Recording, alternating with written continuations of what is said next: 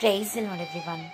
జీవపు ఊటలలోని ఈరోజు జీవవాక్కు ఫిలెమోనుకు రాసిన పత్రిక 1వ అధ్యాయం 6వ వచనం.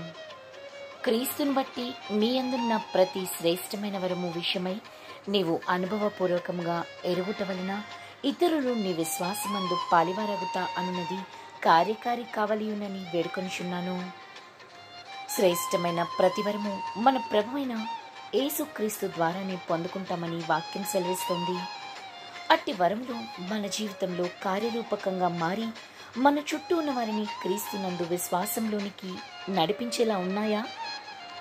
ప్రభువు మరలా వచ్చినప్పుడు మనం పొందుకున్న ఈవులను వరములను సద్వినియోగపరుచుకున్నామని సంతోషంతో ప్రభువుని ఎదుర్కొనేలా మనలను సిద్ధపరచమని ఆ ప్రభువుని వేడుకుందాం. యేసుక్రీస్తు కృప మనకు తోడైండును గాక. ఆమేన్.